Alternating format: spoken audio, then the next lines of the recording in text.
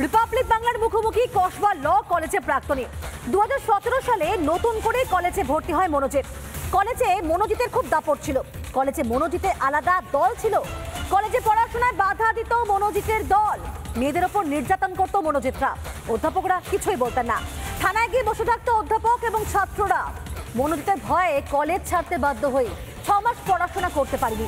Republic বাংলার মুখোমুখি হয়ে এমনটাই জানিয়েছেন ল কলেজের প্রাক্তনী। কসবা ল কলেজে কিভাবে অত্যাচার করা হতো, কি করা হতো যদি একটু বলেন। হ্যাঁ, নিশ্চয়ই। যদিও আমি খুব একটা বেশি দিন ওই কলেজে পড়িনি, কিন্তু যে কদিন ওখানে ছিলাম আমি অ্যাজ আ স্টুডেন্ট, কলেজে 7:30টার সময় ঢোকার থেকে আপনি বলতে পারেন যেখানে আমাদের কলেজ শেষ হতো 11টার সময়, আমাদেরকে কলেজে বলতে পারেন আটকে রাখা হতো। তার কারণ হলো আমাদের ইউনিয়ন আটকে রাখতো। ইউনিয়ন বলতে যে ব্যক্তিটি এখন ট্রেন্ডিং বলতে পারেন পুরো সোশ্যাল মিডিয়াতে, উনি অ্যাকচুয়ালি আটকে রাখতেন এবং বলতেন বস বস কথা আছে, বস কথা আছে।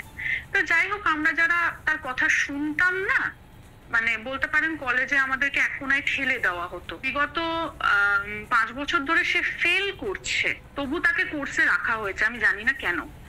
আচ্ছা, তো বলতে পারেন সে আমার ইয়ারমেটই, একসাথেই আমরা পাস আউট হয়েছি। ওই যেটুকু সময় তাকে পেয়েছি, যেমন আমি বুঝেছি, সে মানুষ হিসেবে একদমই ভালো ছিল না।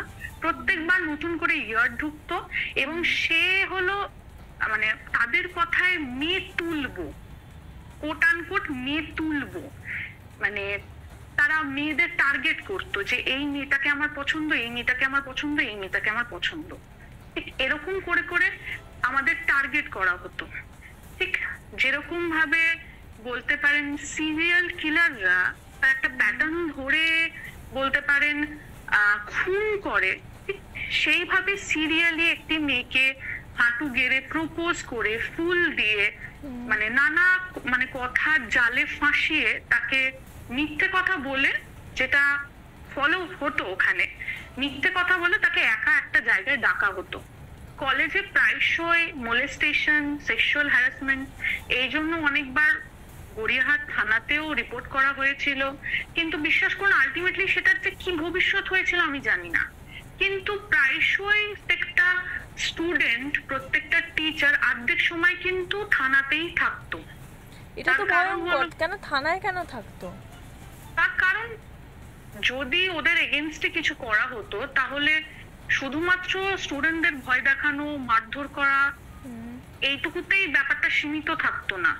এমনকি প্রিন্সিপালের ঘরে ঢুকে জিনিস ভাঙচুর সবকিছুই করা হতো। এটা আমার নিজের চোখে দেখা। মানে এতটা হাত, কার হাত ছিল এত বড়? দেখুন, সেটা আমি জানি না, কিন্তু এটা যে বছরের পর বছর হয়ে আসছে সেটা দেখা। ওই 6 মাসে আমি কলেজের যে খারাপ মুখটা দেখেছি। মানে আপনি ভয়ে ছেড়ে দিলেন কলেজ?